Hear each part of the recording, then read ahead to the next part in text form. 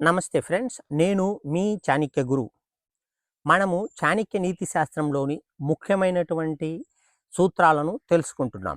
ఈరోజు కూడా మనం ఒక ముఖ్యమైనటువంటి సూత్రంతో మీ ముందుకొచ్చాను.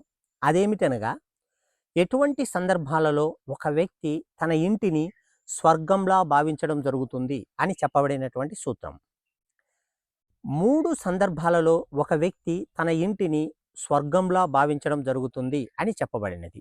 అందులో మొదటి సందర్భం ఏమనగా, ఏ వ్యక్తి యొక్క పిల్లలు తన తండ్రి మాటను వింటూ ఉంటారో అటువంటి సందర్భంలో ఆ వ్యక్తి తన ఇంటిని ఒక స్వర్గంలా భావించడం జరుగుతుంది అని చెప్పబడినది.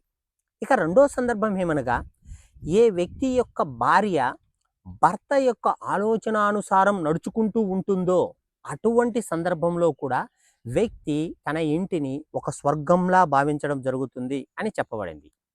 ఇక మూడో సందర్భం ఏమనగా, వ్యక్తి ఒక యజమాని అయినప్పుడు తన కింద ఉన్నటువంటి సేవకుడు యజమాని చెప్పినటువంటి పనిని ఏమాత్రము వ్యతిరేకించకుండా పనులు చేస్తూ ఉన్నట్లయితే అటువంటి సందర్భంలో కూడా ఆ వ్యక్తి ఆ ఇంటిని, ఆ స్థలాన్ని ఒక స్వర్గంలా భావించడం జరుగుతుంది అని చెప్పబడినది. అర్థమైందనుకుంటున్నాను.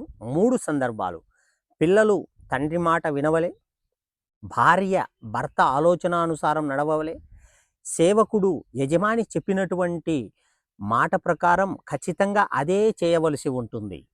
ఈ 3 సందర్భాలు కలిగి ఉన్నటువంటి వ్యక్తి తన ఇంటిని గొప్ప స్వర్గంలా భావించడం జరుగుతుంది. ఈ విషయంపై మీ యొక్క అభిప్రాయాలను కామెంట్ రూపంలో తెలియచేయగలరని మనవి. అలాగే మన యొక్క ఛానల్ని సపోర్ట్ చేయగలిగారని మనవి. మరొక సూత్రంతో మళ్ళీ కలుస్తాను. మీ చాణక్య గురు. నమస్కారం.